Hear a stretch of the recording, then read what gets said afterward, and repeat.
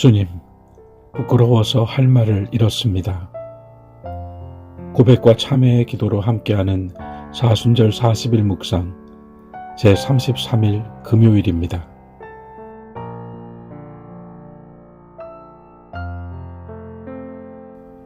자비로우신 하나님, 방향을 잃어버린 한 아이가 주님을 떠나 살겠답니다. 제 방식대로 살겠답니다. 자기 삶의 주인이 되어 살아보겠답니다. 한 번도 거역하지 않던 아이가, 열심히 교회 출석하던 아이가 어느 날 갑자기 차라리 세상이 교회보다 더 낫다며 떠나겠다고 합니다. 집도 가족도 버리고 따로 살아보겠다고 합니다. 함께 기도해보자 했더니, 다른 분들에게 기도를 부탁드렸다고 했더니 싫다고, 하지 말라고 소리를 지릅니다. 교회에서 만난 사람들보다 직장 동료들이 더 친절하고, 교회 어른들보다 사회에서 만난 멘토와 친구들이 더 훌륭하다고, 그들이 더 따뜻했고 자신의 말을 경청해 주었으며, 더욱 말과 행동을 일치시키고자 조심하고 주의한다고, 그들이 더 성실하고 양심적이며 나이스하고 젠틀하다고 아이가 말했습니다. 그리고 비수를 꽂았습니다. 이제까지 교회를 다니고 예배드리고 수련회도 다녀봤지만 당신들이 말하는 그 하나님을 자신은 한 번도 만나보지 못했다고. 주님, 이 아이를 지켜주소서. 내뱉은 말이 아니라 속엔 말을 들어주소서. 마음을 어루만져 주시고 삶에 동행하여 주소서. 이 아이를 기다려 주시고 천사를 보내시어 보호하소서. 길을 떠나는 야곱처럼 광야에서 잠이 들어야 할 때 꿈으로 찾아가 주시고 돕는 손길로 함께 하소서. 그리고 주님, 이 아이가 말한 교회가 바로 저였사오니 책망치 마시고 용서하시며 바로잡아 주소서. 부끄러움으로 저는 잠시 할 말을 잃었사오나 때가 이르면 주님께서 다시 그 심령에 불을 붙여 주소서. 젊음과 신앙이 함께 타오르게 하소서. 예수 그리스도의 이름으로 기도드립니다. 아멘.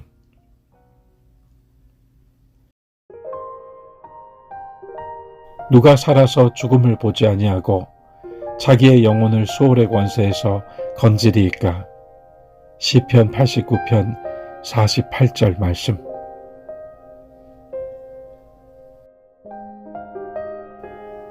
오늘 기도는 어느 한 아이의 싫지 않은 이야기를 가져왔습니다. 하지만 결코 그 한 아이의 이야기가 아니라는 것에 여러분도 공감하셨으리라 생각합니다. 더해서 이것은 어린이나 청소년 또는 청년으로 상정된 우리들의 자녀 세대를 넘어 바로 우리들의 이야기, 오늘 교회의 이야기라는 것을 같이 느끼셨으리라 생각합니다. 사람이 나이가 들면 자족하는 법을 배우고 평온을 유지하는 태도와 마음가짐을 익히게 됩니다. 그것은 분명 생애 가운데 매우 중요하고 바람직한 위치와 상태를 얻는 것입니다. 그러나 이미 자족과 평온을 알아버린 그 자리에서 여전히 폭풍 속을 걷고 있는 자녀 세대를 바라보는 데엔 주의가 필요하다는 것을 간과해서는 안 됩니다. 그들을 훈계하고 가르칠 때에는 신중함과 이해심, 더불어 그들의 관점과 태도를 받아들일 수 있는 관대한 포용력이 필요합니다. 그렇지 못하면 많은 것을 그르치고 또 놓치다가 역시 세월을 흘려보낼 수 있습니다. 우리가 어떻게 배우고 익혔든 우리들이 키워놓은 자녀 세대들이 배우고 익히는 방법이 다를 수 있으며, 확실히 그들은 관점이 다르고 목표가 다르고 행동하는 방식도 다릅니다. 한 사람의 인격차로 키우는 것까지는 아니더라도 신앙인으로 양육해야 한다는 부모의 사명을 짊어지고 우리는 여전히 고민 많고 기도 제목도 많습니다. 좋은 교육은 좋은 것이나 바른 것을 가르치는 것이 아니라 좋은 것이나 바른 것을 추구하는 사람으로 이끌어주는 것이라고 배웠습니다. 말 그대로 이것이 옳다, 이것이 좋다라고 아무리 강조하고 가르쳐도 받아들이는 자녀들이 그 말을 그대로 수용하지 않으면 그저 잔소리 중 하나가 되어버리고 자신들의 자유를 침해하는 강요로 느껴질 수도 있는 것입니다. 우리가 좋다 여긴 것은 우리들에게 좋은 방법이었을 뿐입니다. 교회와 신앙으로 말한다면 설교는 좋은 것입니다. 그러나 설교보다 더 좋은 것은 가르침입니다. 가르침보다 더 귀한 것은 일깨워 줌입니다. 일깨워 줌보다 더 위대한 것은 본을 보여 줌입니다. 이미 예수께서 충분히 우리에게 알게 해주신 복음이며 사실입니다. 그런데 우리는 정작 우리 자신의 삶과 태도에 있어서 성인으로서의 자유, 어른으로서의 자유를 마음껏 사용하면서 자녀들을 위해 스스로 부담을 지고 자신을 다스리고 통제하는 데에 소홀했습니다. 주님께서는 제자들을 위하여 당신 자신을 거룩하게 하신다고 말씀하셨습니다. 이미 주님은 충분히 구별되셨고 거룩한 삶을 살고 계셨지만 제자들에게 본을 보이시기 위하여 부담을 지고 자신의 능력과 권위를 내려놓으셨으며 스스로를 통제하셨다는 말씀입니다. 그 점에서 우리가 자녀들 혹은 자녀 세대들을 진정한 신앙인으로 양육하기 원했다면 먼저 우리가 진정한 신앙인의 모습과 태도, 삶의 내용을 갖추어야 했던 것입니다. 만일 우리는 이미 어른이기 때문에 신앙을 뒤로 하고 바쁜 일을 먼저 할 수도 있다는 말과 행동을 보였다면 자녀들 역시 이미 그것을 따라 배운 것이고 그 후로부터 우리는 자녀에게 무엇을 말해도 더 이상 힘과 권위를 싣지 못하게 되는 것입니다. 이 점에서 부끄러워 할 말을 잃어버릴 수 있는 것이며 또 이 점에서 우리 자신이 먼저 돌이킴으로써 주님 앞에 바로 서야 할 마지막 기회로서 지금 여기에 서 있음을 각성할 필요가 있는 것입니다. 사람의 언행과 태도가 바르고 단정하며 참되면 먼저는 그 자신이 모든 방면에서 당당하고 힘이 있을 뿐만 아니라 곁에 있는 사람들 역시 이를 본받고 따를 수 있는 힘이 되어줄 수 있습니다. 우리는 더 이상 실기해서는 안 되며 세월을 놓쳐서도 안 됩니다. 어린아이에게는 하나님이 저 하늘 위 어딘가에 계신다 해도 문제가 되지 않습니다. 자라는 동안 하나님은 너의 마음속에 계셔라고 말해주어도 충분히 수용될 수 있습니다. 하지만 어느 날 장성한 자녀가 나는 어른들이 말하고 교회가 가르치는 그 하나님을 본 적이 없다고 말하면 할 말을 잃을 수밖에 없습니다.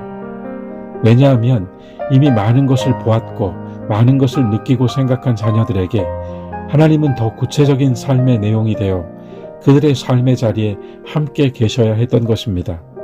어떻게 가능하겠습니까? 두세 사람이 모인 곳에 나도 그들 중에 있느니라 하신 이 말씀은 다만 숫자의 작음 가운데에도 함께 하신다는 말씀이 아닙니다. 결국 가족으로 함께하는 동안, 교회로 함께하는 동안 우리가 그리스도를 본받아 사랑하고 섬기며 희생하고 봉사하는 그 속에서 주의 이름 안에서 땀 흘리고 수고하며 시간과 물질을 들였을 뿐만 아니라 그 자리에 주님도 함께하고 계심을 증거하고 있었던 것입니다. 우리가 먼저 이것을 믿고 자랑하고 기뻐하고 이야기해 주어야 했던 것입니다. 모든 존재는 태어날 때부터 영적입니다. 아이는 더욱 영적입니다. 충만한 삶이란 하나님의 품을 느끼며 그 안에서 편안함을 느끼는 삶입니다. 우리는 과연 자녀들에게 그런 신앙의 환경을 제공해 주었는지 다시 물어야겠습니다. 하나님은 이성과 지식으로 파악할 수 없는 분입니다. 교회라는 물리적 공간만으로도 접촉할 수 없는 분입니다.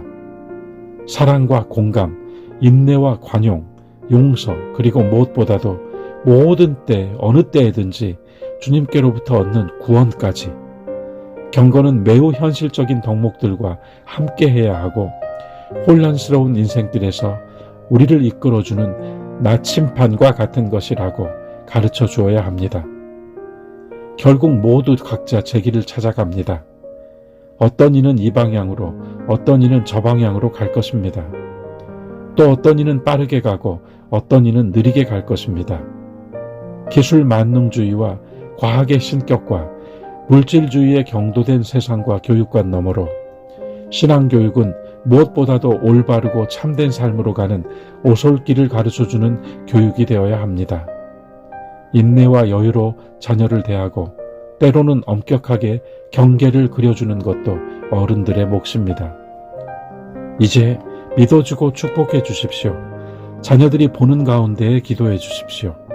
기도문을 써서 어린 자녀들에게 기도를 가르쳐 주십시오. 성경을 함께 읽으십시오. 그리고 함께 교회로 나오십시오. 여러분의 삶이 복음과 신앙에 합당한 것이 될 수 있도록 부단히 다듬고 고쳐나가십시오. 역사는 나로, 우리로 끝나지 않습니다. 이제부터는 운명을 사명으로 바꾸어 사십시오. 그리고 심령에 불을 붙여주시는 성령의 능력을 구하십시오. 여러분, 오늘은 우리들의 자녀와 손자 또는 젊은 세대, 우리들의 차세대를 위하여 기도해 주시고 자유롭게 일기로 적어보시면 좋겠습니다.